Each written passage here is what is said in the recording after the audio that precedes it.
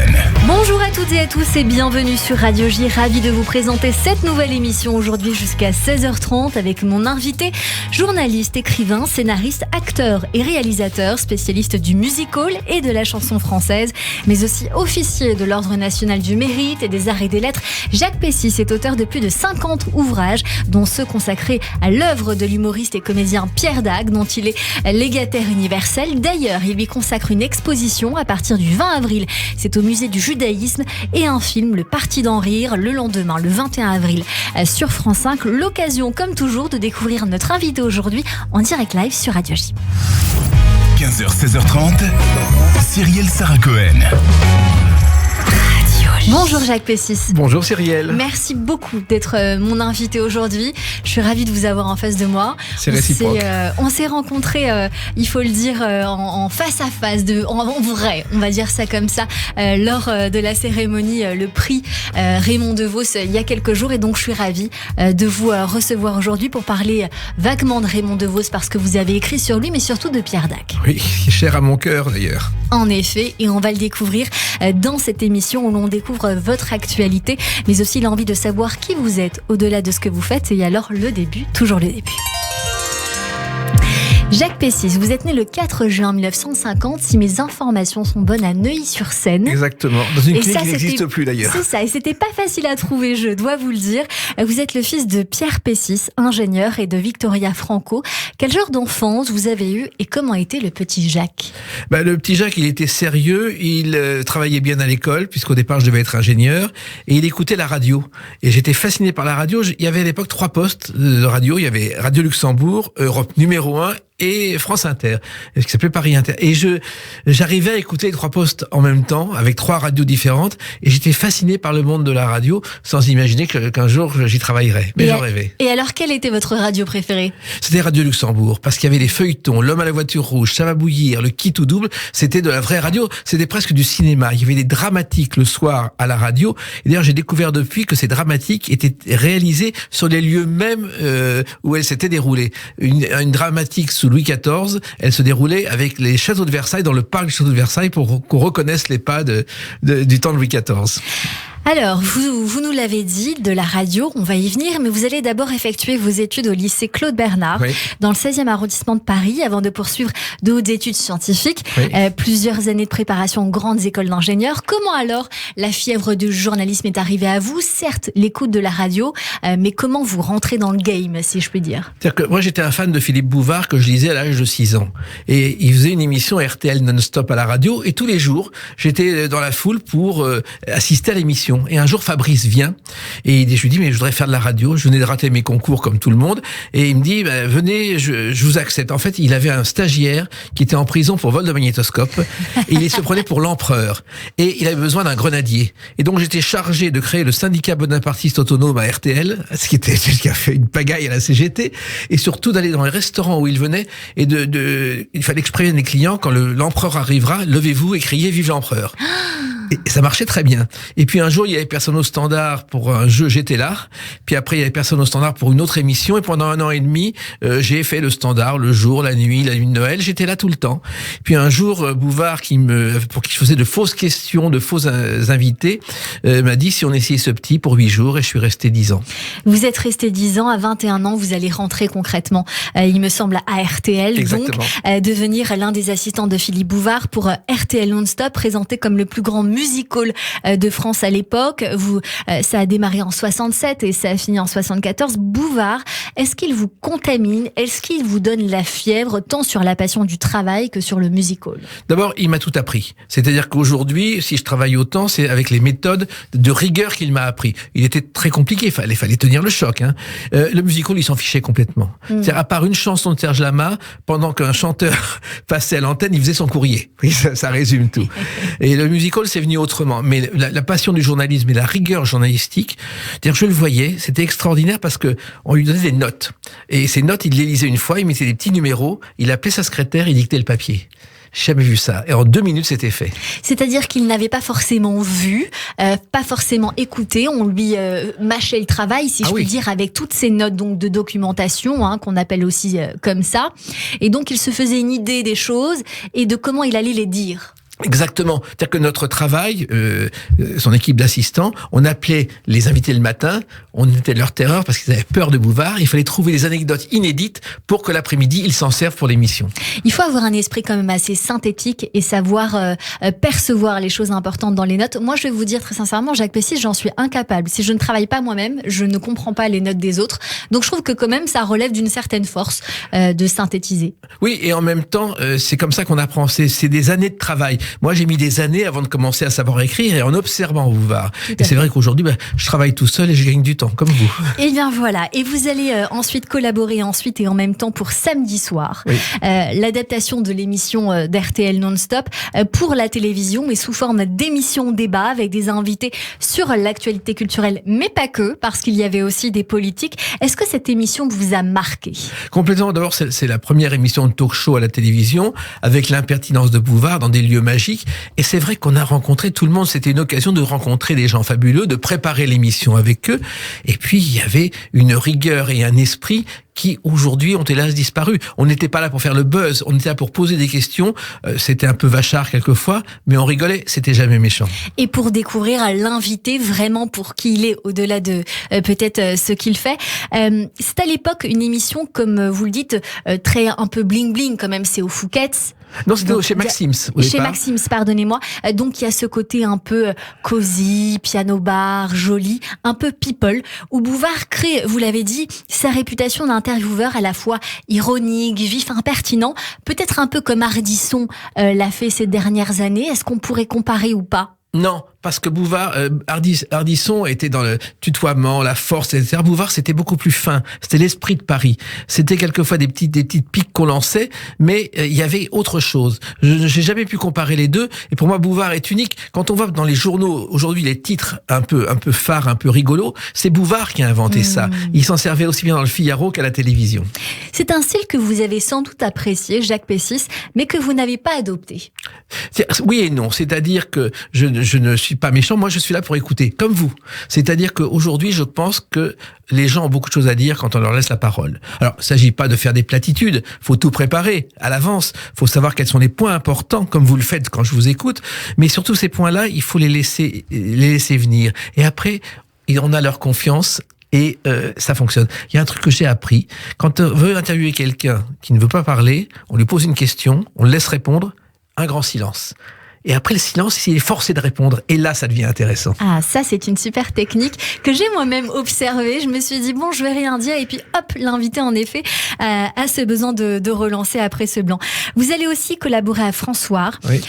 Profiter de vos rares moments de loisirs pour obtenir une licence de gestion. Oui, ça a été rapide. Hein. Et c'est ça. Mais je suis très curieuse, Jacques Pessis, de savoir si cette licence était une soupape pour vous, parce que peut-être vous ne croyez pas assez au journalisme, ou parce que peut-être vos parents vous ont dit, bon, c'est la sécurité. Mon Jacques, fais ça et puis on verra ce qui se passe. Non, je travaillais déjà chez Bouvard dans la journée, j'allais le soir et il y avait le service militaire. Donc c'était une façon d'obtenir le sursis à l'époque. Ah C'était tout. Mais surtout, ça s'est mal terminé parce qu'un jour, une prof d'économie me dit, mais écoutez, j'ai besoin de ce travail pour demain. J'ai dit, écoutez, demain je peux pas. Mais si un jour vous écrivez dans le journal, mais écoutez, voilà le Figaro de ce matin, j'ai écrit dedans. Et je suis parti, je suis jamais revenu. Bon, en effet. Alors ça, c'est une jolie anecdote que vous nous racontez là. Vous allez continuer, évidemment, devenir chef des informations de RTL et vous. Ensuite, vous allez devenir animateur de plusieurs émissions culturelles à RMC pendant 11 ans. Parallèlement, chroniqueur en presse écrite au Point, VSD, au Parisien ou encore au Figaro, où vous êtes encore aujourd'hui, Jacques Pessis. Ils m'ont oublié dans un coin. Avant d'en faire de même à la télévision, dans des émissions de variété et des magazines d'information, quels sont vos sujets de prédilection ? Tout sauf la politique. C'est-à-dire que je trouve qu'il y a plein de gens à faire découvrir dans la culture, dans la littérature, dans la chanson. Quand j'ai fait Les Lumières du Music Hall, qui a été une émission culte à la télévision, j'ai fait découvrir des chanteurs qu'on a totalement oubliés aujourd'hui. Et ce qui me fascine, c'est que quand des jeunes m'en parlent aujourd'hui, ils me disent « ces gens-là étaient formidables ». Pour moi, c'est la transmission. C'est-à-dire qu'il y a une culture en France énorme. Votre slogan correspond exactement. C'est important aujourd'hui de raconter le passé. On n'a jamais eu eu autant besoin de fond, et ce fond, il existe par le passé. Il faut simplement le raconter de façon moderne pour ne pas ennuyer celles et ceux qui nous écoutent. Merci Jacques Pessis. Est-ce que vous diriez à ce stade et encore aujourd'hui que vous avez eu de la chance ou que l'on vous a donné votre chance? J'ai eu un privilège. Je pense que ce que j'ai fait ne pourrait plus exister aujourd'hui. J'ai réussi à rentrer à RTL au standard par la petite porte. J'ai travaillé même avec Ménie Grégoire, vous vous rendez compte, et on m'a donné ma chance. Aujourd'hui, et c'est comme Bouvard, si je ne faisais pas 4 années d'école dans une école de journalisme, je ne pourrais pas rentrer à la radio. Je pense avoir été l'un des derniers à faire ça. Par la suite, un nouveau tournant, pas décisif, mais une autre corde à votre arc. Vous l'avez évoqué tout à l'heure, sans doute pour épouser aussi votre liberté de dire et d'écrire, vous allez me le dire. Vous devenez producteur, réalisateur de documentaires, éditeur de bandes dessinées chez Dargaud pendant 30 ans, oui, mais aussi auteur dramatique et acteur. J'ai toujours pensé que les journalistes étaient des artistes peut-être en échec ou en devenir. Qu'en pensez-vous, puisque dans votre cas, vous l'êtes devenu? Alors d'abord, producteur, je l'ai fait parce que personne ne voulait produire mes émissions. Donc il n'y a pas d'autre solution. Et acteur, ça s'est fait de façon toute simple. C'est-à-dire que j'avais écrit des spectacles, notamment sur Piaf, et je dis à Jérôme Savary, avec qui j'avais fait des spectacles, on pourrait les faire, ce spectacle, à l'Opéra Comique. Il me dit, oui, mais vous montez sur scène. Chouchou, vous montez sur scène. Il appelait tout le monde Chouchou. Et j'ai commencé. Et puis, je me suis pris au jeu, et j'ai écrit des spectacles tout simples, qui ont bien marché sur Piaf notamment, puisqu'on a fait le tour du monde, on est allé jusqu'en Sibérie. Mais je suis pas un acteur, je suis un conteur, c'est très différent. C'est quoi la différence pour vous entre un acteur et un conteur? J'ai observé, par exemple, lors du prix Raymond Devos, Patrick Chenet, oui, qui, moi, m'a ébloui, je dois dire, et que j'ai reçu il y a quelques jours sur l'antenne de Radio J. Il a cette force qui est être conteur quelque part, mais aussi acteur selon moi. Quelle différence faire? Acteur, c'est un métier que je n'ai pas. Je serais incapable de dire le texte d'un autre. Mais quand vous connaissez votre texte et que vous le dites avec votre foi, ça marche très bien. Et ça marche surtout sur scène avec l'emplacement. Je me suis aperçu que quand on a une place, il ne faut pas la changer, sinon on oublie son texte. Ah, ça c'est encore un tips que vous nous donnez, Jacques Pessis. Vous allez alors devenir un spécialiste de la musique, du musical, de la chanson française, produire plusieurs documentaires diffusés sur la 5e Paris Première, mais pas seulement, mais aussi devenir l'auteur de 50 livres, majoritairement, si je puis dire, biographiques, totalement, mais aussi de spectacles au théâtre et au musical, et en particulier dans l'univers de la chanson française. Vous avez évoqué Piaf il y a quelques secondes. Est-ce qu'encore une fois, l'observation de l'émission de Bouvard qui vous a piqué a créé aussi cette légitimité chez vous, ou est-ce que vous avez toujours aimé la culture musicale aussi depuis toujours? J'ai toujours aimé la culture musicale. Ma discothèque s'arrête aux alentours des années 80. Après, je suis pas très doué, mais surtout, j'ai aimé ses chansons. Et quand j'ai eu la chance de devenir un ami de Charles Trenet. C'est-à-dire que j'ai passé 20 ans à déjeuner avec lui, à voir tous ses spectacles. Et quand vous avez un homme comme ça qui vous raconte le siècle, c'est fabuleux. Vous ne pouvez pas ne pas aimer la chanson. Et en plus, c'est vrai que j'aimais les chansons avec des textes, des musiques, et que c'est la base de ce que j'ai fait. Et après, en mêlant ce que j'avais appris, je suis arrivé à faire quelques émissions. J'allais vous en parler, Jacques Pessis, parce que je sais que lorsque nous écrivons un premier livre, il est cher à notre cœur. Le premier, le vôtre, c'est en 89. Charles Trenet, 50 ans d'images, 50 ans de chansons, c'était chez Flammarion. Cette passion donc de Trenet à la base démarre quand vous le rencontrez et donc vous avez envie de l'écrire. Trenet, j'ai toujours aimé. J'ai écouté en permanence et un jour, à force d'aller à ces galas, je suis devenu ami avec un de ses fans. On s'est retrouvé un soir à Besançon où il chantait et après il vient chez cet ami boire un verre et on me dit il va rester tard. Donc je me retrouve à table à côté de lui. Il était 23h. Je dis je rentre me coucher. Et à 9h du matin, on s'est quitté parce qu'il nous engueulait parce qu'on partait déjà. Et ce jour-là, il y avait une complicité intellectuelle qui est née. On riait des mêmes choses. Et résultat, quand Trenet m'appelait vers midi en disant venez déjeuner avec nous, je prévenais mon bureau que je serais pas là avant le lendemain parce que les déjeuners avec Trenet duraient 12 heures. Et ça traînait. Et ça traînait, exactement. Bravo, Cyrielle. Jacques Pessis, récemment aussi, de la réalisation de documentaires sur des mentors du rire, de toute une génération qui perdure encore, de Thierry Leluron à Louis de Funès, mais aussi Raymond Devos à Pierre Dac, à qui vous avez consacré plusieurs livres aux éditions Cherche Midi, dont les 2 derniers, Pierre Dac, Pensée éternelle, réédité et réalimenté, et Raymond Devos, une biographie. Qu'avaient-ils en commun? D'abord, c'était la même façon de penser de l'humour. Et Devos m'a toujours dit que Pierre Dac était l'un de ses maîtres. Et Pierre Dac, c'était une écriture, une logique de l'absurde qui demandait des heures de travail exactement comme Devos. C'est-à-dire Devos, c'était quelqu'un qui travaillait des jours et nuits. À 3 heures du matin, il pouvait vous faire un sketch qu'il trouvait. Quand on dînait ensemble, à la fin du dîner, il se levait et il faisait un sketch pour le public pour tester ses sketchs. Pierre Dac, c'était un peu différent. Il était beaucoup plus écrivain dans son bureau, mais ils avaient ce point commun, la maîtrise de l'absurde. Et de l'aphorisme aussi. Et de l'aphorisme, bien sûr. Il me semble alors que Pierre Dac est une personne importante dans votre vie, et on va le comprendre évidemment, puisque vous lui avez consacré un livre, Pierre Dac, Mon Maître 63, sorti en 92, adapté aussi au théâtre. Vous êtes devenu légataire universel de Pierre Dac, à qui vous consacrez aujourd'hui non seulement une exposition, mais aussi un film après plusieurs livres. Comment êtes-vous devenu titulaire de son œuvre? Écoutez, moi j'avais 15 ans, je téléphone un jour à RTL en disant je voudrais me procurer les œuvres de Pierre Dac car je l'adore. Et on me dit écrivez-lui 38 avenue de Villiers. Et du haut de mes 15 ans, car j'étais un enfant sage, je vais discrètement voir l'avenue de Villiers. 36, 40, il n'y a pas de 38. Première enquête journalistique, je l'ai trouvé au 24 et il y a eu un coup de foudre quand on s'est rencontrés. Je voulais lui faire signer un livre, il m'a accepté. Et il est venu au lycée Claude Bernard faire un amphi de physique sur le surrénalisme et le schmilblick. Vous savez que le schmilblick n'a rien à voir avec le biglotron, c'est très différent. Tout à fait. Et c'est important. Et on s'est plus quitté. Je suis devenu son secrétaire général particulier et son neveu adoptif et son légataire universel. Parce qu'il n'avait pas d'enfant et je me suis occupé de sa femme après sa mort. Et il disait, il vaut mieux passer hérité à la poste que passer à la postérité. Et j'ai voulu démontrer le contraire. Pierre Dac était juif, il s'appelait André Isaac. Ça veut dire peut-être que vous êtes devenu juif d'adoption, Jacques Pessis. Je le suis déjà au départ. Et puis, cette culture juive, il y tenait beaucoup. D'ailleurs, il en parlait souvent. Il m'avait dit, en parlant de l'humour, nous avons 5000 ans d'avance. C'était très important. C'est une des premières choses qu'il médite. Et c'est vrai que l'humour de Pierre Dac, c'est de l'humour juif. Vous êtes en train de me dire quelque chose d'important que je ne savais pas, Jacques Pessis. Vous l'êtes juif. Et donc du côté de votre maman et de votre papa ou des deux. Alors Pessis, c'est un nom d'emprunt. Non, Pessis, ça vient de Pologne. Et donc ça a été changé, j'imagine, avec la guerre? Non, pas du tout, ça s'appelait Pessissovski. Mes grands-parents voilà. Mes grands-parents sont arrivés de Russie en 1917. Mon grand-père s'appelait Jacques Pessis, il parlait pas un mot de français. Et mon père est né en France. Et c'est comme ça que du côté de ma mère, c'est plus compliqué, elle est à la fois anglaise et italienne, mais toute la famille est d'origine juive. On va écouter Pierre Dac. Je porte en moi plus de 5500 ans d'humour juif. Car l'humour juif, dans lequel le peuple juif, avec cet humour, s'est moqué de lui-même.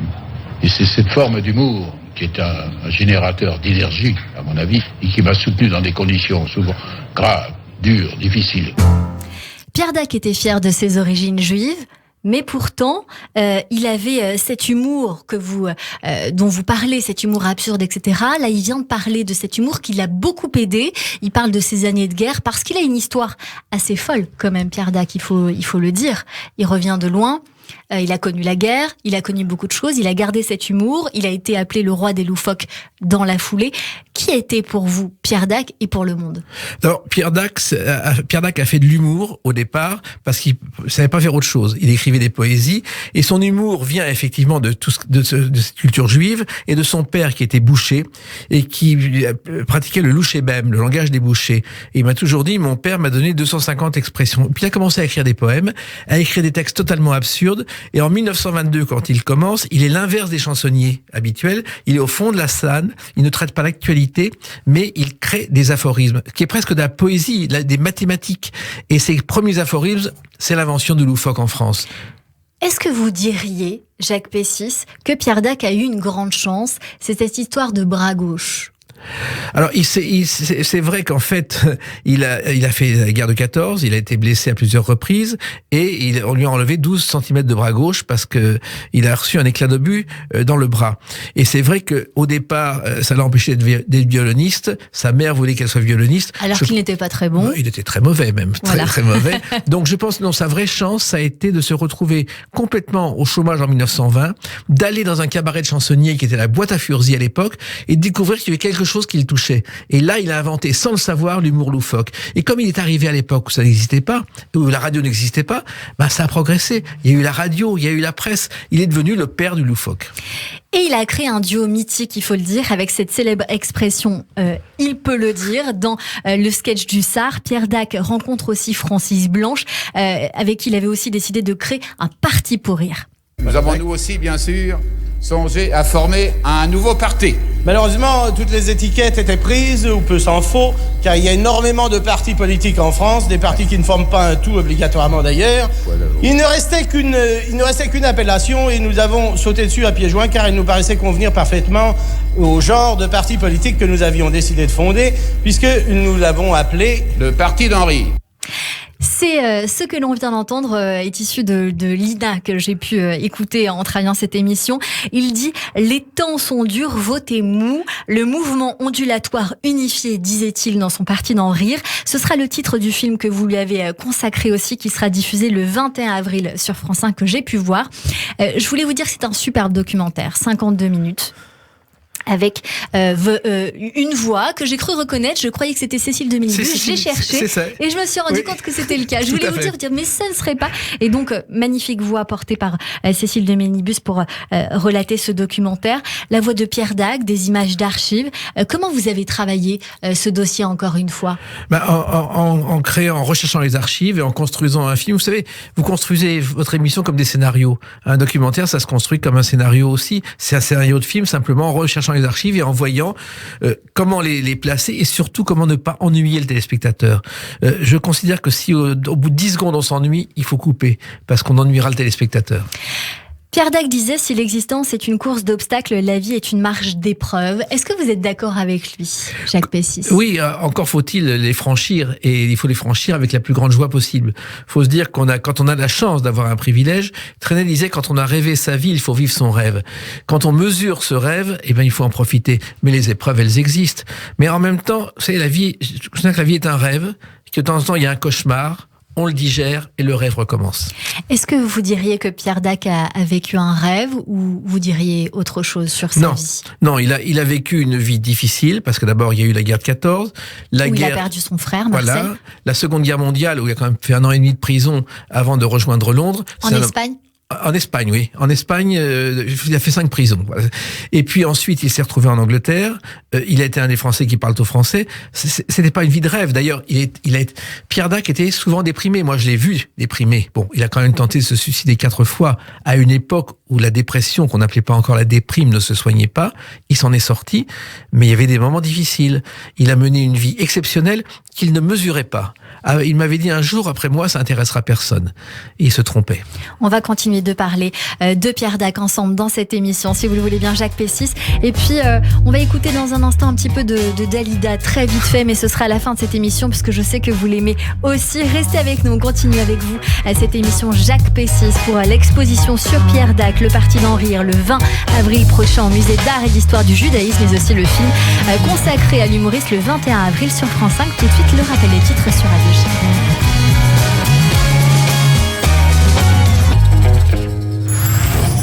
15h, 16h30, Cyrielle Sarah Cohen. Radio J.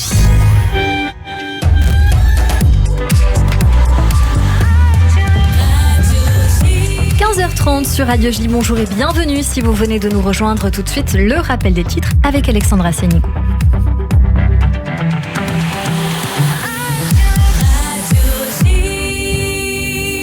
Rebonjour Alexandra. Rebonjour Cyrielle, à la une de l'actualité en Israël, nouvelle journée de paralysie du pays contre la réforme judiciaire. Des milliers de manifestants sont dans la rue depuis ce matin. 52 personnes ont été arrêtées à Tel Aviv. Les cortèges prévoient le blocage des routes pour perturber le départ du Premier ministre Benjamin Netanyahou à Londres dans la soirée. À la Knesset, les parlementaires israéliens ont adopté ce matin une loi qui protège le Premier ministre d'être démis de ses fonctions par une décision de justice. Seul un vote à la majorité des 3/4 des ministres du gouvernement ou des députés peut contraindre Benyamin Netanyahou à prendre un congé temporaire et ce uniquement pour des raisons de santé. L'actualité en France, journée de mobilisation massive après le passage en force de la réforme des retraites. 350 000 personnes défilent en ce moment dans les rues de France. À Paris, les transports sont perturbés. On compte 80% des bus en circulation et 90% des tramways en moyenne. Un train sur 2 ou 3 dans le métro parisien. Et puis c'était il y a 5 ans, jour pour jour, le 23 mars 2018, Mireille Knoll était sauvagement assassinée parce que juive. Elle était âgée de 85 ans et rescapée de la Shoah. Son voisin Yassine Mioub a été condamné à la réclusion criminelle à perpétuité pour meurtre à caractère antisémite. C'était en 2021. Et merci beaucoup Alexandra Sénigo. On vous retrouve dans 30 minutes à 16h pour le journal complet. Tout de suite une très courte pause et c'est la suite de notre émission avec Jacques Pessis et mes chroniqueurs qui nous rejoignent sur Radio J. Radio J. Radio J. Le 6-9, Ilana Ferradian. Bonjour Evital. Bonjour, Boker Tov, Shalom Ilana. On vous retrouve tous les matins à 6h47. Et oui, Ken, avec Mila, le mot du jour, Mila Beyom. Un cours d'hébreu à l'Ulpan Écuge, info sur écuge.fr. Depuis plus de 120 ans, le KKL reconstruit le pays d'Israël. Parcs, forêts, réservoirs d'eau, infrastructures, programmes éducatifs. En léguant tout ou partie de votre patrimoine, vous participerez au projet sioniste et laisserez votre empreinte en terre d'Israël. Contactez en toute discrétion le KKL et demandez Linda. KKL 01 42 86 88 88 et sur le site kkl.fr. Grand concert à la synagogue Copernic le dimanche 26 mars. L'ensemble choral Copernic, accompagné par 3 musiciens, joue en première mondiale l'œuvre d'Itaï Daniel, Caïn et Abel, dont les versets originaux extraits de la Torah sont chantés en hébreu. En première partie, l'ensemble choral Copernic, accompagné par l'organiste Didier Dessein, interprète des chants liturgiques. Dimanche 26 mars à 17h, grand concert à la synagogue Copernic. Réservez dès à présent vos places sur judaïsmeenmouvement.org. judaïsmeenmouvement.org. Radio J. Radio J. Radio J. Radio J. 15h, 16h30. Cyrielle Sarah Cohen. De retour sur l'antenne de Radio J, merci de passer votre après-midi avec nous jusqu'à 16h30 avec mon invité Jacques Pessis pour l'exposition sur Pierre Dac, le parti d'en rire, le 20 avril prochain au musée d'art et d'histoire du judaïsme. Nous avons parlé de votre film consacré à l'humoriste qui sera diffusé le 21 avril sur France 5. Parlons à présent de l'exposition. Jacques Pessis, qu'est-ce qui nous attend ?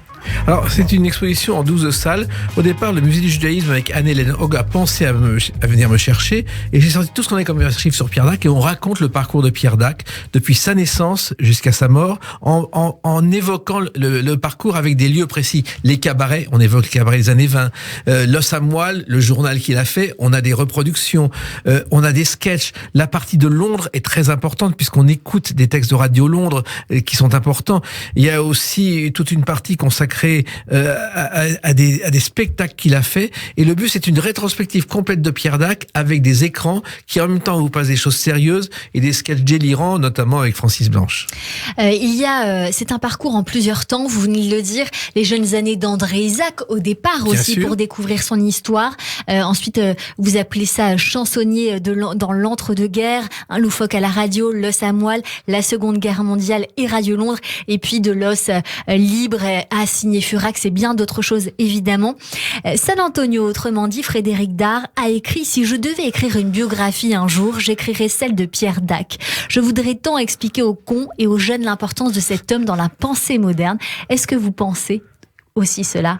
C'est évident, c'est-à-dire qu'il y a un sens de la dérision, de l'humour, de l'absurde qui permet d'être heureux ensuite, de porter la vie. Et je pense que c'est essentiel. Mais c'est vrai que Pierre Dac disait, un jour il me dit, j'ai réécrit une pensée que j'ai écrite il y a 40 ans, celui qui est parti de zéro pour n'arriver à zéro dans l'existence, a de merci à dire à personne. Mais c'est pas zéro, c'est rien. Celui qui est parti de zéro pour n'arriver à rien. C'est un exemple de Pierre Dac, de la rigueur, de la précision et de l'amour de la langue française. Dans votre ouvrage, Pierre Pierre Dac, Pensée éternelle, vous avez extrait des phrases, des pépites trouvées parmi des milliers d'écrits de Dac, 50 ans de travail qui sont d'une brûlante actualité. Dites-vous Jacques Pessis, la vie, la mort, l'avenir, le passé, les montées et les descentes et réciproquement, bien sûr, l'amour, la politique. Lui qui le premier a dit, la devise du vrai politicien, c'est bon à tout, propre à rien. Propre à rien, c'est surtout d'actualité aujourd'hui. Oui, et il a dit aussi les véritables résistants sont le résistant de 45, parce que pendant 4 ans, ils ont résisté à leur désir de faire de la résistance. Il fallait le faire. Ceux qui ne savent rien en savent autant que ceux qui n'en savent pas plus qu'eux. Oui. C'est surtout ça aussi l'ADN de Dac, de dire ce genre de choses que vous avez évoquées tout du long de cette émission. C'est mélanger les mots avec de la poésie. Je me suis souvent demandé où j'allais chercher tout ce que je trouve et je n'ai jamais trouvé de réponse à me faire, ce que disait Pierre Dac. En tout cas, ce qu'il a pensé figure au programme des écoles. Exactement. C'est-à-dire que ce qui m'étonne, c'est les professeurs qui me demandent, un jour on me demande de donner les droits d'une parodie d'Après la bataille de Victor Hugo. On me dit ce sera tant. Je dis non, c'est gratuit. Parce que le problème, c'est qu'à l'école, la parodie d'Après la bataille, je la connaissais par cœur et quand on me demandait le vrai, je récitais le Pierre Dac et j'avais 0. Donc je suis vengé. Est-ce qu'il était une figure importante de l'humour et de ses successeurs aujourd'hui ? Moi, j'ai présenté Pierre Dac à Coluche et Desproges, qui le reconnaissaient comme leur maître absolu. Beaucoup d'humoristes aujourd'hui font du Pierre Dac sans s'en rendre compte. Qui ? Vous prenez les nuls, par exemple. Les nuls, c'est du Pierre Dac. Les guignols, c'est du Pierre Dac. C'est-à-dire qu'il y avait une base d'actualité. Quand on réécoute les sketchs de Pierre Dac de la radio d'avant-guerre, car il était l'inventeur de l'humour à la radio, c'est le même principe que les sketchs d'aujourd'hui. Et que l'on retrouve beaucoup à la radio. On le verra dans un instant, notamment avec Jordi, notre humoriste du jour. On retrouve beaucoup d'humoristes à la radio pour alimenter Cave-Rivière sur RTL et bien d'autres. En 4e couverture du livre, cette phrase alors. Rien de ce qui est fini n'est jamais complètement achevé, tant que tout ce qui est commencé n'est pas totalement terminé. Est-ce qu'on pourrait dire ça de l'œuvre de Dac ? Complètement. C'est-à-dire qu'au départ, quand j'ai repris son œuvre, ça intéressait personne. Et aujourd'hui, effectivement, il est partout et il est dans les écoles. Donc, j'ai démontré qu'il pouvait passer à la postérité. Pierre Dac nous a quittés le 9 février 1975 d'un manque de savoir-vivre, avait-il repris d'Alphonse Allais. Et écrivez-vous, car il brûlait la vie par les deux bouts avec la cigarette, si je puis dire, mais ses pensées sont éternelles. On va venir découvrir votre livre alors, Pierre Dac, Pensée éternelle, sorti aux éditions Cherche Midi. Venir aussi le 20 avril prochain au musée d'art et d'histoire du judaïsme pour découvrir cette exposition, Le Parti d'en rire, et ce film consacré à l'humoriste, le 21 avril sur France 5. Ce sera à quelle heure ? Ce sera à 22h25, je crois, et l'exposition dure jusqu'au 27 août, donc on a le temps. On a le temps de venir, mais on va quand même se presser. Tout de suite, on passe à la partie culturelle de cette émission. On découvre toute la culture du moment ou d'avant, selon vos goûts, Jacques Pessis. Et mes acclamations, mon enthousiasme, vive à notre bienfaiteur. Olé, olé, olé. Et tout de suite avec nous par visio aujourd'hui, notre chroniqueuse Emma Scali pour partir au théâtre. Bonjour Emma. Bonjour Cyrielle, bonjour Jacques Pessis. Bonjour Emma. Alors, bonjour. Alors, étant donné votre parcours et vos goûts, j'avais envie, moi Jacques, de vous parler d'un spectacle musical qui se donne en ce moment à Bobino, tous les soirs à 21h, et qui met à l'honneur une figure mythique sur laquelle vous avez écrit. Je veux bien sûr parler de l'immense Joséphine Baker, devenue star du musical, puis espionne aussi, je crois, pour finalement être intronisée au Panthéon en novembre 2021. Alors on veut tout savoir, Emma, comment se présente ce spectacle ? Alors, ce spectacle, Cyrielle, c'est une comédie musicale qui nous plonge dans l'histoire palpitante de cette femme incroyable, probablement une des femmes les plus inspirantes du XXe siècle. Intrépide, courageuse, Freda Joséphine MacDonald, dite Joséphine Baker, a en effet été danseuse, chanteuse, meneuse de revue, engagée et résistante. En fait, tout au long de sa vie, elle a été une femme libre, ayant grandi aux États-Unis à une époque où les Blancs refusaient de se mélanger aux Noirs. Elle rêvait de devenir chanteuse et danseuse. Mais sur scène, à ce moment-là, les artistes étaient blancs. Par chance, un jour, une femme lui propose de participer à un spectacle à Paris, et dans la tête de Joséphine, ça fait ni une ni deux. Elle saisit cette chance et elle s'envole alors pour la France. Sur scène, habillée de costumes drôles et sexy, la demoiselle se met alors à swinguer comme si elle avait fait ça toute sa vie, au point qu'après la représentation, le public est debout. Certains s'exclament fascinés, « Oh, c'est formidable !» et d'autres s'énervent scandalisés, « C'est honteux, une noire qui investit une scène de théâtre !» Dans le spectacle, en une quinzaine de tableaux allant des années 20 aux années 70, eh bien, toute sa vie se dévoile sous toutes ses facettes, aussi bien l'artiste que la femme, courageuse et humaniste.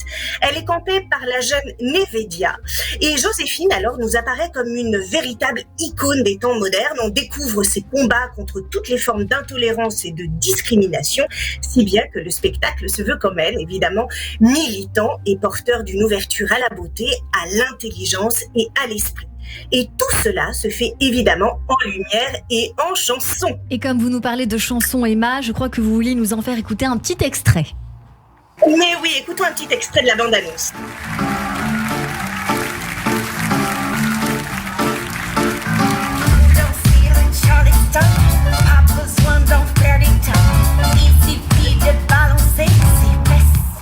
Alors, évidemment, si la vie de Joséphine est pour le moins extraordinaire, elle est aussi et surtout celle d'une chanteuse et d'une danseuse, ce dont témoignent les tableaux hauts en couleurs qui se succèdent dans le spectacle. En fait, la plupart présentent des musiques originales, dansées et en costume d'époque, et tout ça nous révèle tout le talent de l'artiste. Évidemment, vocalement, eh bien, c'est impeccable. La voix de la chanteuse est impressionnante et on ne peut saluer que son travail, sa présence incroyable et puis sa voix et son énergie. Et l'arrivée de Joséphine dans le spectacle, dans la capitale française, se fait évidemment sur Paris. Et puis le metteur en scène, eh bien, il ne fait pas l'impasse, bien sûr, sur la fameuse ceinture de banane ou les danses sauvages qui ont rendu célèbre Joséphine.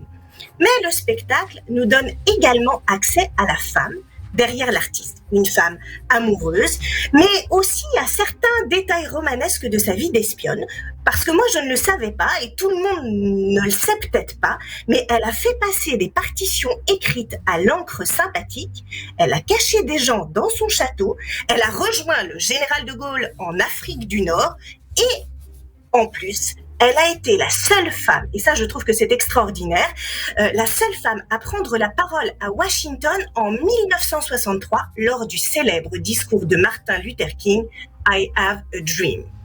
Donc évidemment, Joséphine, elle était portée par des convictions profondes, elle s'est forgé un destin exceptionnel et elle s'est créée aussi sa fameuse famille arc-en-ciel, comme elle aimait à l'appeler. Et parmi les membres de cette famille, eh bien, son fils, Brian Bouillon-Becker, a participé à la jeunesse du spectacle, qui, à mon sens, et ce sera un peu mes derniers mots, pourra être résumé ainsi, à travers une phrase qu'elle-même a prononcée. Tous les hommes n'ont pas la même couleur, le même langage, ni les mêmes mœurs, mais ils ont le même cœur, le même sang et le même besoin d'amour. Merci beaucoup Emma Scali sur l'antenne de Radio J. Un spectacle donc musical consacré à Joséphine Baker en ce moment qui se joue à Bobino tous les soirs à 21h. Ça donne envie d'y aller, Jacques Pessis. Complètement, et c'est vrai qu'il y a quelques années j'avais fait un livre sur Joséphine Baker qui n'intéressait personne et puis le Panthéon est arrivé. D'ailleurs je pense que quand j'écoute le discours d'Emmanuel Macron, il a lu mon livre, c'est évident, il y a des phrases entières et j'en suis très fier. Mais surtout, je trouve, j'étais à la dernière de Joséphine Baker à Bobino, enfin j'étais à la première. C'était une femme qui avait une énergie folle, qui épuisait tout le monde et qui vivait sa passion avec des excès dans tous les sens. C'est-à-dire que l'argent ne comptait pas, mais aujourd'hui on se rend compte combien elle a servi à l'humanité, combien elle était en avance sur son temps. Et combien elle était importante. Tout de suite, la chronique émotion de Nicolas Rafal, Jacques Pessis. L'émotion de Nicolas Rafal. Bonjour Nicolas. Mais bonjour Cyrielle, bonjour Jacques Pessis. Bonjour Nicolas. Dans cette chronique émotion, on se balade au gré des goûts artistiques de l'invité. Et Jacques Pessis, bien sûr, avec vous, on débute en chanson. Quoi de plus naturel? Chanson que vous connaissez par cœur. Vous nous avez avoué avoir arrêté votre discothèque aux années 80, mais il y a largement de quoi faire avec ceux que vous avez mentionnés. Linda Lemay, qui dépasse un peu les années 80, reçue ici. Charles Trenet, pas encore reçu ici. Oui, ça va être dur. Brassens ne devrait pas tarder à venir. Bécaud, c'est dangereux maintenant avec le Covid. Bécaud, on peut plus. Et Aznavour, hier encore, m'a dit qu'il se voyait déjà en haut de l'affiche dans l'émission de Cyrielle. Tous ces monstres sacrés de la chanson française, dire pourquoi et comment une de leurs chansons a tout changé. Et pour nous accompagner dans cette chronique émotion spéciale légende, je me suis permis de choisir une chanson qui évoque le fou chantant dans son style, fou chantant dont vous avez été le biographe officiel, mais écrite par un autre, en l'occurrence Aznavour, et c'est Très nettement du petit Charles pour le plus grand. On écoute quelques notes de Très nettement. Alors démarrons par Trenet et prenons l'exemple de Y a de la joie, 1937. On dit souvent que, et c'est normal, que dans la chanson française, il y a un avant et un après Trenet. Prenons Brel, qui n'était pas le premier manchot venu, mais plutôt l'homme de la Mancha, et qui dit de Trenet, sans Trenet, nous aurions tous été experts comptables. Charles Trenet, c'est vrai, libère la chanson, sous l'impulsion et l'influence des duettistes Pils et Tabet, qui ont commencé à enregistrer en français sur du jazz swing. Les premiers enregistrements de Trenet sont dans le droit fil de la ligne de Pils, Tabet et Mireille. À une différence près et de taille, il y a de l'intime chez Trenet, pas que du rire de cabaret, badin et fantaisiste, si populaire à l'époque. Il y a, ce que vous disiez de Dac, une poésie qu'on n'avait pas entendue encore. C'est l'enfance qui parle. Il est un libre chanteur. Avant lui, on ne chante pas ces troubles cruels de l'enfance. Il démode alors des pans entiers de la chanson française. Viendront Brassens, Brel et les autres, tous plus libres les uns que les autres. D'abord mise dans la bouche, il y a de la joie de Maurice Chevalier par l'initiative de Raoul Breton, le célèbre éditeur de Trenet. Il y a de la joie devient un succès immédiat. Il y a de la joie, bonjour, bonjour, les hirondelles, ça plaît tout de suite aux Français. C'est l'invention d'un chanté vrai, d'une poésie qui invite au sourire doux amer, mais jamais reproché sur la vie. Mais c'est dans la bouche de Trenet qu'elle explose littéralement. Nous sommes en 37, la France des congés payés, de l'insouciance, de cette entre-deux-guerres finissant, adorera ce ton neuf. Trenet invente la liberté avec son « Il y a de la joie ». Jacques Pessis, est-ce que vous êtes d'accord avec ce que vient de dire Nicolas sur la liberté de Trenet ? Complètement, c'était un homme libre qui faisait que qu'il voulait, quand il voulait vous voir, c'était bien. Quand il voulait ne pas faire un gala, il trouvait toujours un prétexte. Et il avait cette liberté de ton et d'écriture, car les chansons, il ne les écrivait pas, il les pensait en se promenant, et après, il les dictait à sa secrétaire. Et c'est unique en même temps. Et c'est vrai que la liberté, ça a été sa joie de vivre. Lui, il pouvait disparaître pendant 6 mois, il faisait ce qu'il voulait, comme un vagabond, et il revenait. Alors passons à une autre chanson qui a tout changé, Je me voyais déjà, oui, qui est aussi un tournant de la chanson française. C'est encore d'une liberté qu'il s'agit ici. Nous sommes à l'Alhambra un soir de 1960. Charles Aznavour, qui a déjà une réputation dans le métier, moins comme interprète que comme fournisseur de chansons pour les autres, débute son tour de chant. L'ambiance est glaciale dans la salle. Il y a le tout Paris des vedettes, mais l'énergie n'y est pas. Aznavour démarre son tour de chant, le thermomètre avoisine à peu près les 2 degrés. Jean Cocteau a gardé sa pelisse et son écharpe. Aznavour fait 1, 2 chansons, la température baisse à -1. Louis Armstrong a la goutte au nez. 3e chanson, un Esquimau commence à creuser un igloo. Colette, Renard et Dalida remettent leur bonnet sur la tête. 4e chanson, un ours polaire débarque dans la salle et mange un saumon qui remonte les rangées à contre-courant. 5e chanson, un bout de banquise se détache du balcon, créant un iceberg qui vient s'échouer sur scène. Il fait -10. 6e chanson, Duke Ellington tape dans ses mains pour se réchauffer. Paul-Émile Victor plante son drapeau au-delà du 83e parallèle. Et là, attention, ladies and gentlemen, 7e chanson, Aznavour, qui est prêt à arrêter le métier, se lance avec toute sa hargne dans cette chanson qui parle de la difficulté du métier d'artiste. Ça n'a jamais marché, les chansons sur le métier. Il file tout droit au bide. Il s'élance, il y va, c'est parti. À 18 ans, j'ai quitté ma province, bien décidé, vous connaissez. Et il termine par « Et je leur montrerai que j'ai du talent ». Il termine, sort de scène, pas un bruit. De la coulisse, ça y est, c'est décidé, il arrête le métier. Il entend même les fauteuils claquer. Et en plus, ils s'en vont, dit-il. Eh bien non, ils se sont levés, standing ovation. En 3 minutes chrono, la salle est passée de -20 à 40 degrés, 60 degrés de différence. C'est un tabac. Jamais on n'avait parlé comme ça dans une chanson du métier d'artiste. Tout ça à la première personne. Et c'est Charles Trenet, 23 ans auparavant, qui a amené ça, la liberté dans le ton et la vérité. Les deux Charles, unis dans le succès qui a touché des millions de gens. Est-ce que vous diriez, Jacques Pessis, que Trenet a influencé Aznavour ? Mais complètement. D'abord, on déjeunait souvent ensemble tous les trois. C'était le prince et le roi. Le roi était Trenet, le prince était chantait Aznavour. Et cette chanson, elle a une histoire, je me voyais déjà. En fait, il a observé un artiste dans un cabaret qui avait son costume bleu et qui pensait que ça ne marcherait jamais. C'est pas Aznavour le héros de la chanson, c'est ce chanteur qui a totalement disparu. Et on ne sait pas qui c'est. On ne saura jamais. C'est le chanteur sans nom. Il vaut mieux pas le dire. Nicolas, autre référence musicale. Alors, soit une autre référence musicale, si le temps presse, un des groupes préférés de Jacques Pessis. Vous avez tout votre temps, Nicolas. Il était une fois. Oui. Il était une fois, alors on y va. Chronique trop courte, pas le temps de parler de Beko et de Brassens. Notons juste qu'avec Trenet, ce sont, avec Beko et Brassens, 3 artistes du Sud qui marquent l'histoire de la chanson française. Narbonne pour Trenet, Sète pour Brassens et Toulon pour Beko. Et on parle donc d'Il était une fois, groupe que vous avez bien connu. On va pas écouter un extrait de J'ai encore rêvé d'elle, leur tube de 1975, mais viens faire un tour sous la pluie, que j'aime énormément. Eh bien, il était une fois. Formé en 71, un des groupes les plus en vue des années 70, Joëlle Morgensen, chanteuse du groupe de Long Island, dans l'état de New York, suit ses parents en France en 1969 à Grimaud dans le Var. Elle rencontre à Saint-Trope 2 musiciens de Michel Polnareff, Richard de Witt, batterie et chant, et Serge Coulen, guitare et chant. À la suite d'une dépression de Michel Polnareff, Serge et Richard se retrouvent au chômage. Ils font la tournée des boîtes, le groupe se crée.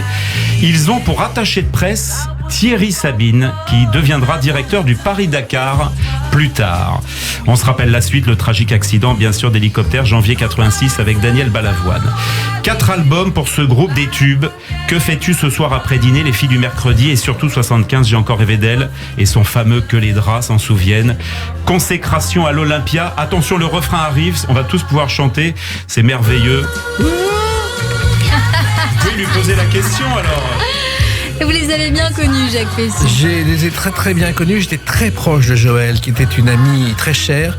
Et quand je vois aujourd'hui qu'elle est une icône sur Internet et que, bon, elle n'est pas morte de la drogue, ça je passe mon temps à le répéter, c'est une légende et qu'il faut y mettre un terme. Elle avait un problème de santé que personne n'a décelé et je l'avais vue quelques jours auparavant, on était très très liés. Et si elle avait vécu, elle serait devenue une star. Et à l'époque, on avait même commencé à écrire un film ensemble dont j'ai retrouvé le texte qui était N'oublie pas ton cache-nez. C'était Les bronzés font du ski avant la lettre. Et pour moi, c'est un véritable gâchis, car cette fille était exceptionnelle. Le groupe s'est arrêté parce qu'ils s'étaient séparés et il aurait dû reprendre et continuer. En tout cas, elle fait partie des icônes de la chanson française qu'on n'oubliera jamais. Littérature ou cinéma, littérature et cinéma. On fait les deux, Nicolas. Les deux, on a de la chance, alors merveilleux. On va parler de Georges Simenon, un des choix majeurs, voilà, également de Jacques Pessis. Pour parler de Simenon, il faut parlons aussi rapidement de Simenon, qu'il écrivait des livres. Parlons de cette rapidité de production. Né en Belgique, mort en Suisse, 193 romans, 158 nouvelles, 176 romans parus sous 27 pseudos. L'auteur belge le plus lu dans le monde, tirage cumulé de ses livres 550 millions d'exemplaires, capable d'écrire 180 pages en une semaine, 20 par jour. 9000 personnages habitent ses romans, quelques pseudos de Simenon, La déshabilleuse, Plic et Ploc, Gomme Goutte, Bobette et Blondin, qui est un autre choix que vous nous avez mentionné et que vous aimez particulièrement, qui disait « La littérature, c'est des litres et des ratures. Simenon ne démentira pas ». Dans quelles circonstances vous avez connu Simenon, Jacques Pessis? Jeune assistant de Philippe Bouvard, j'ai appelé Georges Simenon et j'étais l'un des rares à qui il répondait. Et régulièrement, il m'appelait par sa secrétaire et j'ai eu le scoop de ses mémoires, j'ai eu le scoop de tous ses livres qu'il faisait et j'ai même été reçu pour une émission de Radio Monte Carlo chez lui à Lausanne. J'ai eu une magnifique dédicace de Simenon et je pense que Pivot et moi avons été les seuls reçus à l'époque pour ses mémoires intimes qu'il écrivait. Et je me souviens de cette petite pièce minuscule où il était là avec son assistante, ses pipes, son manuscrit et sa vue sur le jardin où reposaient les cendres de Marie-Jo, sa fille, qui était le drame de sa vie. C'était un homme d'une discrétion totale qui, à la limite, ne mesurait pas ce qu'il avait fait et ne mesurait pas que sa postérité serait aussi importante. Dans tout ce que vous venez de nous dire, Jacques Pessis, on a la sensation que les gens ont vraiment eu envie de vous faire confiance. Toujours ce gage de confiance, d'écoute avec vous. C'est vrai, quand on regarde que ce soit Bouvard, que ce soit Dac ou Simenon encore maintenant avec cette interview qu'il ne donnait pas beaucoup. On sent quand même ça chez vous. Écoutez, je crois que le journaliste doit tout savoir et ne doit pas tout dire. C'est-à-dire qu'on n'est pas là pour faire du buzz ou pour parler d'argent. On est là pour informer le public et pour les faire rêver ou leur apprendre des choses. C'est ce que j'ai toujours fait. C'est peut-être pour ça que les gens ont confiance en moi et me disent certaines choses que je ne répéterai jamais. Et que vous gardez pour vous. On part côté cinéma. Ouais, cinéma. Après avoir chanté avec Il était une fois, on va danser avec le film préféré de Jacques Pessis, French Cancan, 1955. Jean Gabin. C'est un Allemand qui crée la musique du French Cancan, Jacques Offenbach. Dans ce film de Jean Renoir, Jean Gabin joue Henri Danglars. C'est un film que vous pouvez regarder en boucle. Jacques Pessis, directeur du paravent chinois qui décide de lancer une danse passée, le cancan, et de faire construire un nouvel établissement, le Moulin Rouge. Le pitch, Nini, une ancienne blanchisseuse, devient sa nouvelle étoile et le prince Alexandre finance la construction du nouvel établissement. Par amour pour Nini, c'était surtout l'occasion de danser et d'entendre un air de French Cancan. Merveilleux. Merci beaucoup Nicolas Rafal. Merci beaucoup pour cette chronique. Allez-vous rester... un petit mot de Jacques Pessis. Le French Cancan, on oublie que c'est français. C'est le quadrinaturaliste au départ. Et comme c'est parti à Londres, les Anglais l'ont rebaptisé French et Cancan parce que ça faisait du bruit. Il faut rendre à la France ce qui nous appartient. Ce qui nous appartient à César, ce qui est à César. Vous restez encore avec nous sur Radio J. Dans un instant, notre séquence tac au tac. Évidemment, notre coup de fourchette avec aujourd'hui Jordi qui va vous cuisiner. Jacques Pessis sur Radio J. Également, on va voir votre santé. On va aller du côté de votre santé pour voir ce qui s'y passe avec le docteur Serge Rafal et notre expert du jour, Joseph Agostini, pour le portrait de notre invité.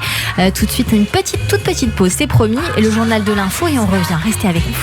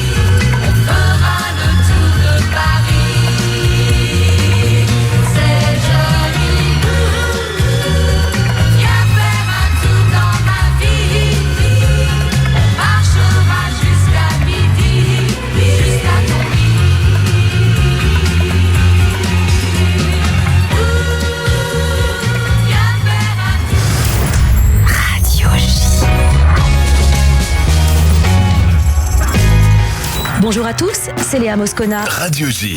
Je vous retrouve tous les matins de 9h à 10h sur Radio J. Les experts ont la parole. Ils nous parlent bien-être, voyage, culture, gastronomie et art de vivre. Le tout dans la bonne humeur. Le 9-10, Léa Moscona. À demain. Radio J. Rachel Bobot, 77 ans. La fin de vie soulève des questions. Que deviendra mon patrimoine? Comment le rendre utile? Qui pour porter mes valeurs après moi? En faisant un leg au Magen David Adom, je sais que je m'associe à une œuvre immense et tellement juive, le sauvetage des vies. J'ai pris ma décision. Je ferai un leg au MDA et mon âme sera en paix. En toute confidentialité, vous pouvez appeler le Magen David Adom au 01 43 87 49 02. Le FSJU a un message pour vous. Pessar, c'est le message d'un peuple qui sort uni de l'Égypte pour la liberté et pour sa dignité. À Pessar, le FSJU délivre avec ses partenaires des milliers de bons d'achat pour les personnes en situation de précarité, quelle que soit son histoire. À Pessar, agissez avec le FSJU pour une communauté plus solidaire. Donnez sur pessar.fsju.org, pessar.fsju.org. Le FSJU et toute son équipe vous souhaitent une belle fête de Pessar. Chag Sameach. 15h, 16h30, Cyrielle Sarah Cohen.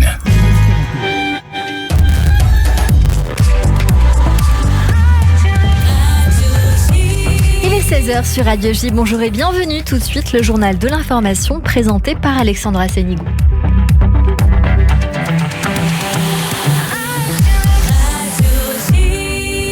Bonjour Alexandra. Bonjour Cyril, à la une de l'actualité en Israël, nouvelle journée de paralysie du pays contre la réforme judiciaire. Les manifestants sont dans la rue depuis ce matin. Selon eux, la démocratie est en danger. Ils sont des milliers de tous les corps de métier à manifester dans le pays. Quelques 500 000 personnes sont attendues dans des dizaines d'endroits avec une marche vers Bnei Brak prévue pour la soirée au milieu de craintes d'affrontements. Les détails avec Daniel Haïk, notre correspondant à Jérusalem. Une manifestation de protestation à Bnei Brak, le bastion des communautés orthodoxes. Le leader du monde orthodoxe Ashkenaz, le Rav Gershon Edelstein, a donné l'ordre aux élèves des yeshivot, qui partent d'ailleurs en vacances de Pessah aujourd'hui, d'éviter de circuler dans la partie de la ville où se tiendra cette manifestation. La police sera donc massivement déployée pour éviter la fermeture d'axes routiers comme le périphérique d'Ayalon. Daniel Haïk, notre correspondant à Jérusalem. Les cortèges prévoyaient aussi le blocage des routes pour perturber le départ du Premier ministre Benjamin Netanyahou à Londres, qui devait avoir lieu dans la soirée, mais son départ a finalement été décalé à 4h du matin demain.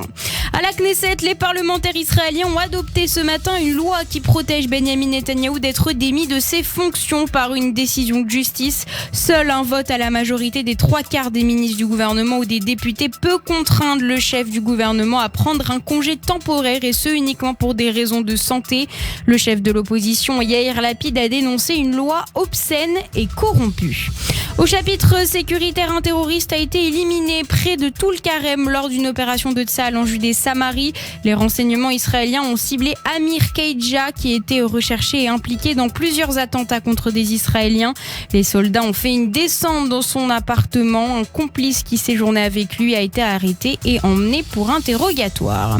Un mot de diplomatie, Riyad et Téhéran ont échangé lors d'un appel téléphonique. Le ministre saoudien a appelé hier son homologue iranien pour célébrer le Ramadan.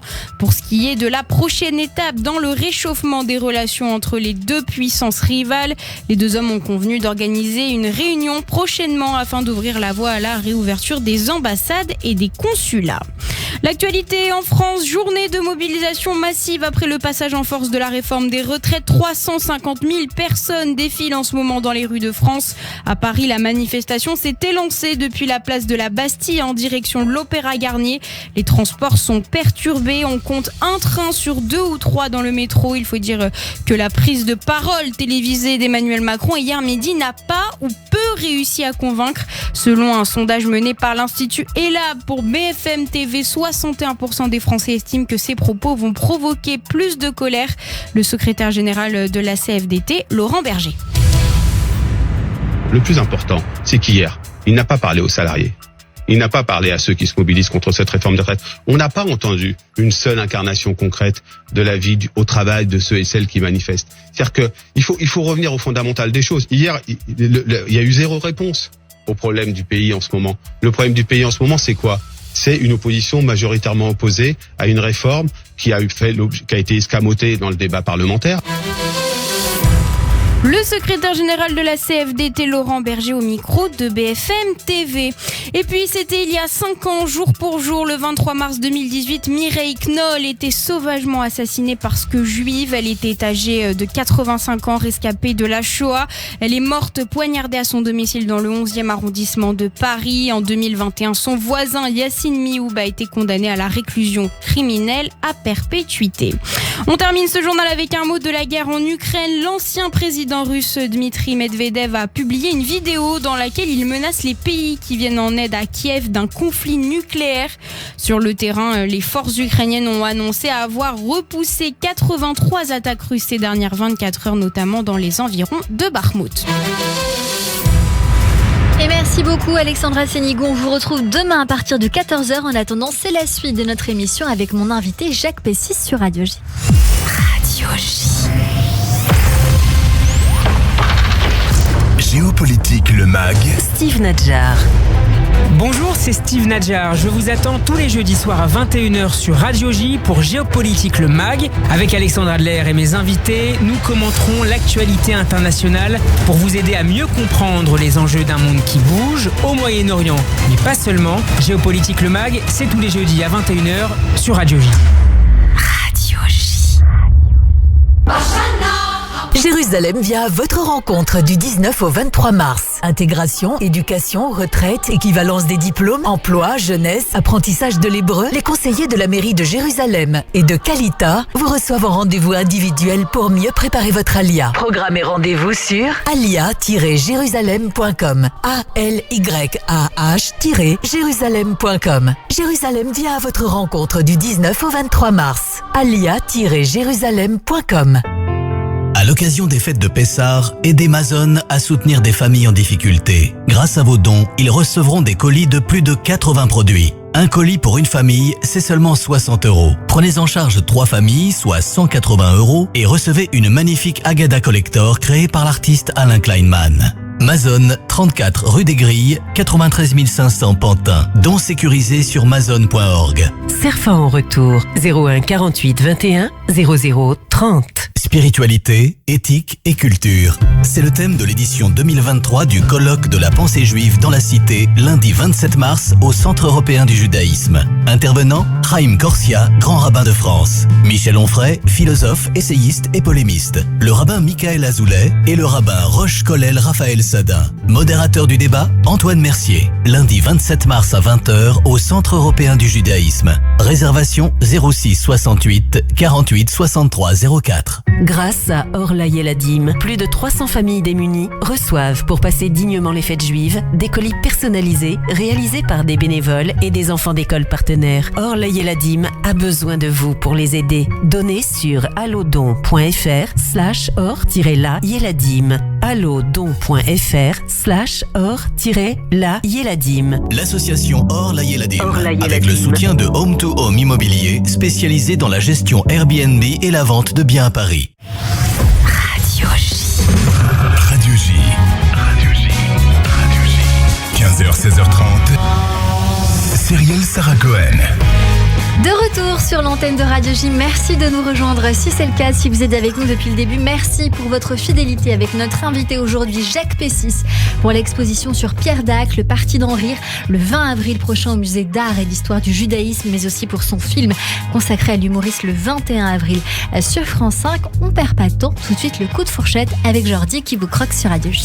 C'est pas grosse. C'est fin, c'est très fin, ça se mange sans pain. Je suis dilaté. Radio J. Radio J. Le coup de fourchette. Bonjour Jordi. Eh ben bonjour Cyrielle, bonjour Jacques Pessis. Bonjour Jordi. Alors j'ai un petit problème, j'ai pas trop bossé sur la chronique. Alors ce qu'on va faire, c'est que je vais vous donner un plat préféré à vous. Voilà, et puis on va faire genre c'est votre plat et tout. D'accord, voilà. ok. C'est bon, ok, on y va. Pour mettre le générique. Ce sera la recette du succès. C'est pas grosse. C'est fin, c'est très fin, ça se mange sans pain. Je suis dilaté. Radio J. Radio J. Le coup de fourchette. Bonjour Cyrielle, bonjour Jacques Pessis. Bonjour. Eh oui, c'est le coup de fourchette aujourd'hui. Et le plat préféré de Jacques Pessis, c'est la barbe à papa. Oui. Voilà. Vous confirmez Jacques Pessis? Absolument, avec du chocolat dedans. Excellent, voilà. Alors, composé à 100% de sucre, qui est une arme de destruction massive sur les diabétiques. Alors, Jacques Pessis, on va mettre les choses au clair directement. Vous êtes là pour parler entre autres du livre, de la biographie de Raymond DeVos. Mais de Pierre Dac. Il y a Raymond DeVos. On a parlé vaguement. Ok, j'ai spoilé. D'accord, ok. Donc Pierre Dac, c'est ça, avec le film bien sûr sur France 5. Et Raymond DeVos, la biographie. Bon alors, j'embraye le pas, voilà. Donc donc voilà, parce que j'adore Raymond DeVos. On va en parler. Vous inquiétez pas, je vais vous en. Mais en fait voilà. Je m'inquiète pas. Ouais, bah, bien sûr, voilà. Le livre là, c'est très bien. Mais en fait, je vais vous parler du plus important. Vous êtes président du club des croqueurs de chocolat. C'est vrai. J'ai cet honneur. Vous avez réussi à retourner le système sur le chocolat. Il y a pas de, parce que vous, voilà, je sais très bien qu'en fait, votre plat, ou plutôt votre aliment préféré, c'est le chocolat. Ok, on est d'accord là-dessus? C'est mon côté gamin, oui. Et bah, vous savez quoi? On a le même côté, j'ai l'impression. Voilà. Bien sûr, j'adore le chocolat. Et vous avez réussi à devenir le président du club des croqueurs de chocolat. Et ça fait 22 ans. 22 ans. Oh là là là là là là là là. Mais moi, je trouve ça fou. Vous avez réussi enfin, il y a un club. En fait, maintenant, on peut créer des clubs pour nos kiffs. Voilà. Mais on a fait ça pour rire au début. Ouais. Et c'est devenu le club officiel. C'est-à-dire, quand vous voyez chez vous arriver des chocolats avec le chocolatier qui vous dit mais s'il vous plaît goûtez le chocolat, donnez-nous votre avis. C'est génial. Mais vous savez quoi, mais moi si ça continue, moi aussi je vais créer un club avec mes kiffs. Ça va être la raclette en été. Voilà, oui, c'est bien. Le club des croqueurs de raclette. C'est votre en côté été. fondu, ça. Mais exactement, voilà. J'ai devant moi le président. Franchement, faites-moi rentrer. Je sais qu'il y a 150 membres. Oui. Mettez-moi, s'il vous plaît. Et franchement, personne ne va rien vous dire. Qu'est-ce que vous aimez comme chocolat? Alors moi, je suis plutôt chocolat noir. Ça c'est bien. Ça c'est le très intense. Ouais, le quasiment même quand il est bien amer. Oui, non, mais la merde d'aujourd'hui ne vaut plus la merde d'alors. C'est ça. Oui, c'est vrai. Mais moi, je me dis, est-ce que vous pouvez pas me mettre en tant que 151e membre, parce que je sais que vous êtes le président et que vous pouvez tout faire, et que si quelqu'un dit non, hop, 49.3 dans sa gueule. Non, le vrai problème, c'est que c'est un club où il y a jusqu'à la mort des gens qui se réinscrivent chaque année parce qu'ils aiment le chocolat. Mais on peut toujours trouver une solution.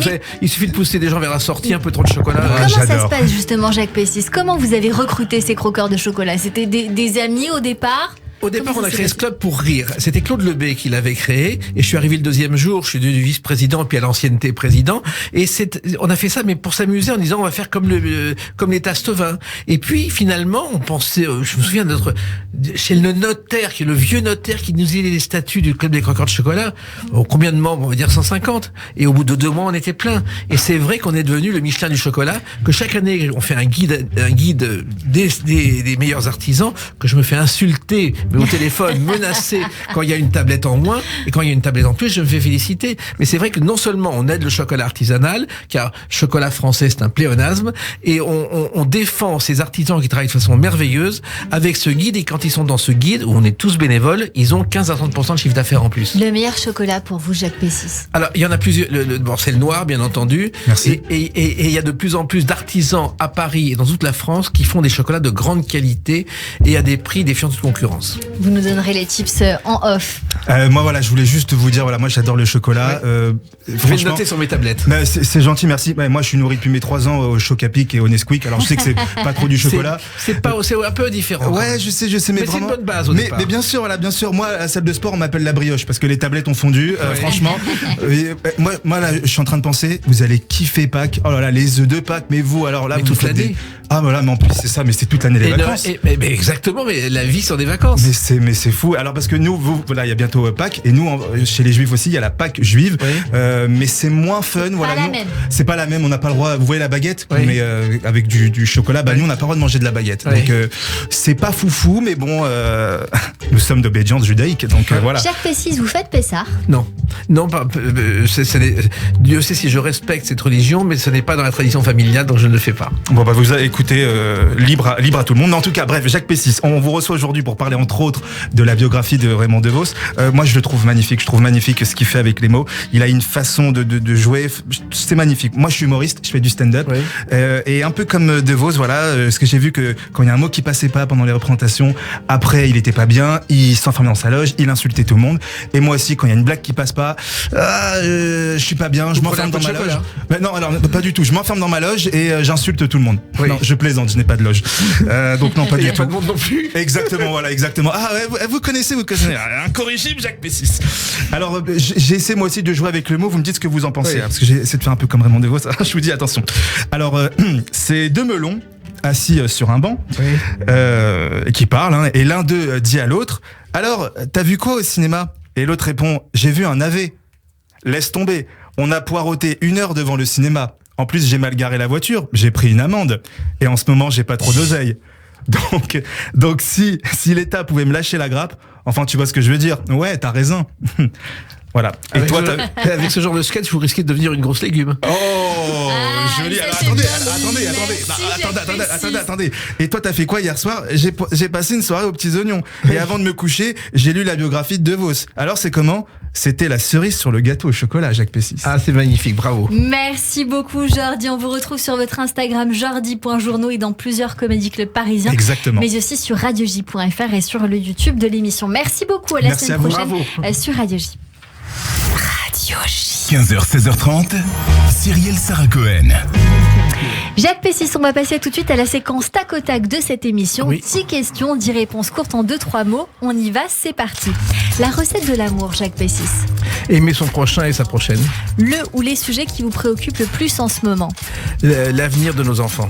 Si vous pouviez changer de peau, vous seriez qui ou quoi? Bon, je serai moi-même parce que je suis très heureux là-dedans. Quel est le plus beau compliment qu'on puisse vous faire? Continuez. Qu'est-ce que vous avez fait de plus fou pour quelqu'un? Je n'ai fait que des folies dans ma vie, mais des folies raisonnées. La plus belle qualité humaine pour vous? La sincérité. Vos 3 grands plaisirs dans la vie? La vie et le chocolat. Et le chocolat. Votre surnom, Jacques Pessis? P4 plus 2. J'aime beaucoup. Votre philosophie de vie? Ce que je disais, quand on a rêvé sa vie, il faut vivre son rêve. Votre prochain rêve à accomplir, justement? J'en ai tellement d'ici. Le prochain? Le prochain, continuez à vous écouter chaque jour. C'est très gentil. Le dernier mot, la dernière phrase que vous aimeriez prononcer pour terminer? Mission accomplie, terminée. Comme dirait Pierre Dac. Merci beaucoup. Jacques Pessis, tout de suite, on pense à votre santé sur Radio J. À votre santé. Et oui, efficace ce tac au tac, comme dirait Benjamin Arnaud derrière les platines, ou derrière la console plutôt. Tout de suite, on s'intéresse à votre santé avec vous, docteur Serge Rafal, bonjour. Bonjour, Merci beaucoup d'être avec nous aujourd'hui. Alors, vous souhaitiez, Serge, revenir sur un propos qui m'avait beaucoup heurté dans l'émission TPMP sur l'émission de Cyril Hanouna du 9 mars dernier, et qui m'avait donc incité à vous poser une question sur l'adénodrome. Vous m'aviez promis d'y répondre, c'est ce qu'on va faire aujourd'hui sur l'antenne de Radio J, l'adénochrome, pardon, sur l'antenne de Radio J. Et donc, je crois qu'on va beaucoup parler complotisme, je crois. Oui, Cyrielle, parce que les deux sont liés. Vous m'aviez posé cette question la semaine dernière, et effectivement, je suis tombé un petit peu de l'arbre ou des nues. Et en fait, l'adénochrome, Cyril Hanouna en a parlé. Enfin, c'est un je crois, trafiquant de drogue dans son émission qui en a parlé et qui racontait qu'un certain nombre de célébrités consommaient une substance qui était une substance psychoactive, l'adénochrome, fabriquée à partir de sang d'enfants enlevés, torturés, puis sacrifiés. Et derrière, je crois qu'il y avait aussi parfois des enfants juifs. Ce qu'on sent parfois parmi les complotistes. C'est un terme qui revient avec les meurtres rituels depuis des siècles.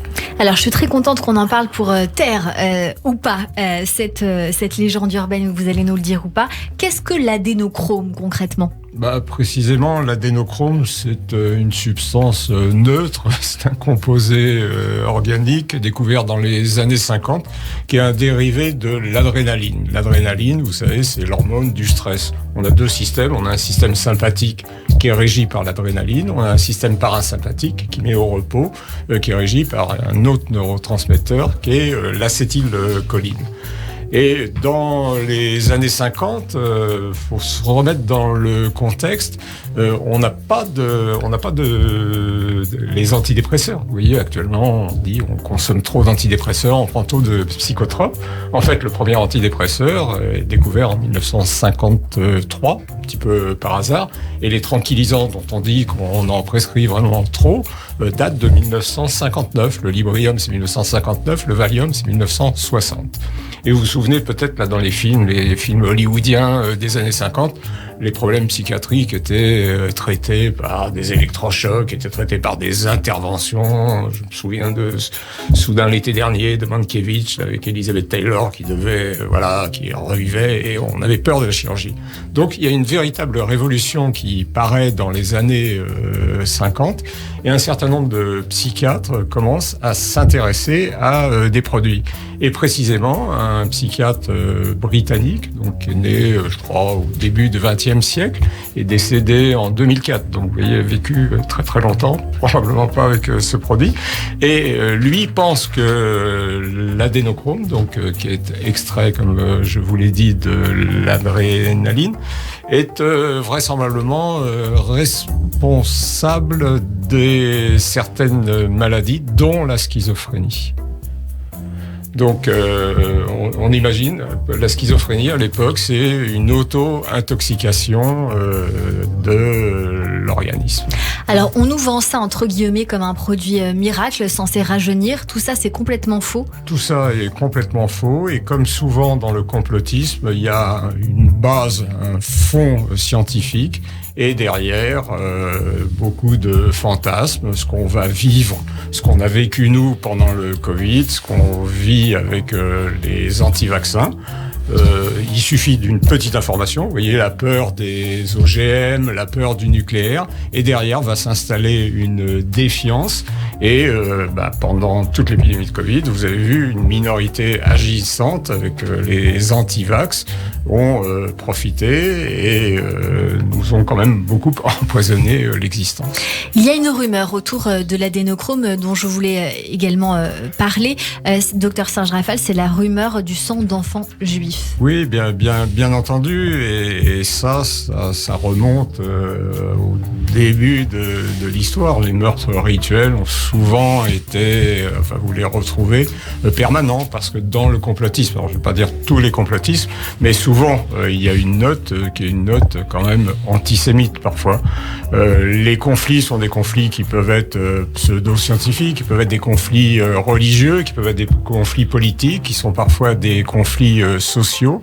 Et là, vous voyez, on est arrivé avec cette notion qui s'est rajoutée avec le sang d'enfants juifs. Alors tout ça est parti en fait d'un film des années 59, un film qui s'appelait Las Vegas Parano, et Terry Gilliam, dans ce film, un des personnages, le personnage joué par Johnny Depp, précisément se procure cette substance, et à partir de là, si vous voulez, on imagine que ce produit, l'adénochrome, qui en fait est un succédané d'adrénaline, je vous ai dit, avec peu d'action, il y a parfois peut-être les effets indésirables de ce produit. L'adrénaline, je vous l'ai dit, c'est l'hormone de la stimulation, des réactions de défense. Donc ça peut donner une accélération du cœur, ça peut donner une respiration un petit peu plus importante, ça peut monter la tension, et on en a fait une drogue psychoactive. Et là, ça a été présenté après comme étant une des drogues les plus puissantes. Mais docteur Serge Rafal, c'est possible d'extraire ça de quelqu'un? L'adénochrome, on peut l'extraire d'une personne? Oui, là aussi, Cyrielle, on est dans le fantasme, on a beaucoup des produits, donc c'est faux. Des produits synthétiques. Là maintenant, il n'y a pas besoin de sacrifier quelqu'un pour obtenir une Sachant hormone. que beaucoup de médecins disent qu'on peut se procurer de l'adénochrome en pharmacie et que ça coûte rien. Bien évidemment, c'est un produit qui est un produit d'une extrême banalité. En conclusion, docteur Serge Rafal. En conclusion, comme Jacques Pessis est là, alors bon, vous avez compris que l'adénochrome, c'est une drogue fictive, c'est un mythe total. Et je terminerai par une citation, qui est une citation de Pierre Dac, que j'aime bien en médecine. Si la matière grise était plus rose, le monde aurait moins d'idées noires. Et je pourrais rajouter et raconterais beaucoup moins d'âneries. Merci beaucoup, docteur Serge Rafal. Au moins, on a le fin mot sur cette histoire et je suis ravie qu'on ait parlé de ça pour taire ce sujet sur ce complotisme. Merci beaucoup, docteur Serge Rafal, de prendre soin de nous tous les jeudis à 16h10 sur Radio J. Radio J. Radio J. Le portrait psychologique. Et comme toujours à la fin de cette émission, on a pour habitude de débriefer ces minutes passées ensemble. Jacques Pessis, tout de suite, c'est donc votre portrait vu par Joseph Agostini, avec qui vous avez 2 points communs, qui sont Daniela Lombroso et Dalida. Oui, vous avez écrit un livre avec Daniela Lombroso, avec qui j'ai travaillé. Mais oui, je vais vous l'offrir d'ailleurs. Merci. Merci. Sans vous, nous n'aurions pas pu l'écrire, Jacques. Vous êtes bien l'initiateur de cet amour de la chanson, pour beaucoup. Et Dalida, c'est vrai que vous êtes passionné de Dalida. Absolument, Dalida sur le divan. Ouais. Et je sais que vous avez vu le film de Dalida, Cyrielle, et que c'est un de vos films cultes. Comment vous savez ça? Ah, je sais. Ah, vous avez lu mon livre, Jacques Pessis, bravo. Fan de Cyrielle Saracoa, Jacques Pessis. Oui, exactement. Quand même, hein, on Parce peut que je le crois dire. qu'elle travaille formidablement avec une précision qui n'existe que rarement aujourd'hui à la radio. Comme une lame de rasoir. Je vous remercie beaucoup, je suis très touchée. Alors, votre portrait psychologique, Jacques Pessis, j'ai envie de commencer déjà par Charles Trenet, longtemps après que les poètes ont disparu. Allez, chantons-le ensemble. Oui. Leur chanson court encore dans les rues. Absolument. Et moi, je dirais que c'est grâce à vous que leurs chansons courent encore dans les rues, finalement. Grâce à tous ces gens qui continuent leurs pensées, qui leur permettent d'être à ce point entendus encore aujourd'hui. Alors, mon cher GRP6, en vous écoutant tout au long de cette émission, comment ne pas se faire la réflexion que l'art d'être conteur est aussi un métier? Il n'y a pas que l'art d'être acteur, je pense. C'est un métier à part entière. Vous êtes une mémoire vive, une réminiscence proustienne trempée dans une théière de Charles Trenet. Voilà. C'est joli comme expression, je vais l'encadrer. J'ai mieux. Un aphorisme de Pierre Dac qui aurait trouvé par hasard une chanson d'Édith Piaf sur une table de dissection pour pasticher la définition du surréalisme par Tristan Tzara. Alors si Pierre Dac nous a quittés par un manque de savoir-vivre, j'ai toujours aimé cette expression. Histoire d'aller voir l'au-delà de plus près. Absolument.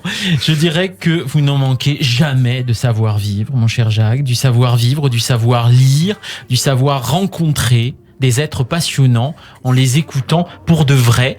Et c'est Jacques Chancel qui a un jour dit l'important, ce n'est pas la question, c'est la réponse et de savoir l'écouter. Et vous me rappelez à chaque fois cet aphorisme, on peut le dire, de Jacques Chancel. Mais j'ai découvert d'ailleurs dans mon émission que Jacques Chancel faisait comme Jacques Chancel, c'est qu'on ne pose pas de questions, on lance des sujets et c'est comme ça que on a envie de parler. Ce que fait d'ailleurs Sarah aussi, Cyrielle Saracohen, c'est que vous lancez des idées, des thèmes et c'est comme ça qu'on a envie de parler et de se faire écouter. Alors vous qui souhaitez traiter de tout sauf de politique, je dirais à vous entendre que vous avez pris le parti d'en rire, oui, en ayant conscience que ce que vous avez fait ne pourra plus jamais exister aujourd'hui. C'est un peu triste mais c'est tellement vrai. Et c'est hélas ma crainte, et en même temps, autant laisser une trace pour si quelqu'un veut prendre la relève, ce sera avec joie.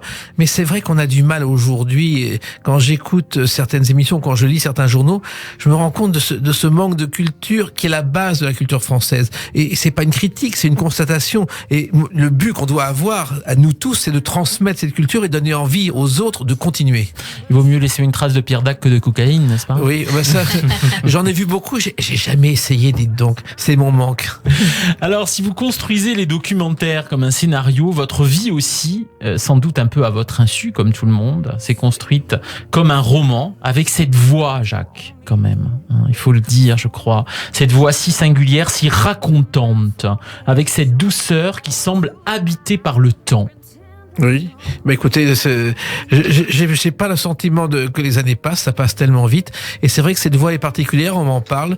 Et c'est peut-être grâce à cette voix que je suis devenu l'élu d'un certain public.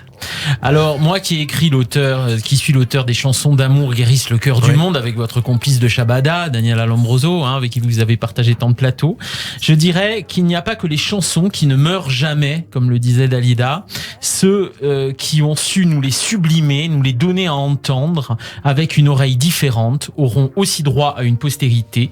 Il y a tant de tendresse non feinte, tant de nostalgie dans vos évocations d'une France presque disparue, que nous sommes tout oui, cher Jacques, et pour longtemps. Eh ben, merci Joseph, et puis ça m'encourage à continuer ce que vous dites, à défendre ce que vous aimez, ce que nous aimons.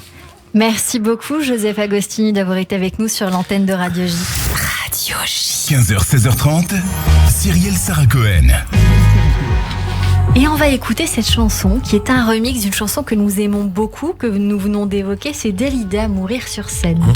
Et oui, j'ai trouvé ça, je me suis dit que c'était l'occasion de la faire découvrir à nos auditeurs. C'est la fin de cette émission avec vous, Jacques Pessis. Merci. Merci à vous, Cyrielle, et continuez ainsi parce que c'est comme ça qu'on doit faire de la radio. Merci beaucoup, Jacques Pessis. Je rappelle pour votre exposition et votre film sur Pierre Dac, Le Parti d'en rire, le 20 avril prochain au Musée d'art et d'histoire moderne du judaïsme, et le lendemain à la télévision sur France 5.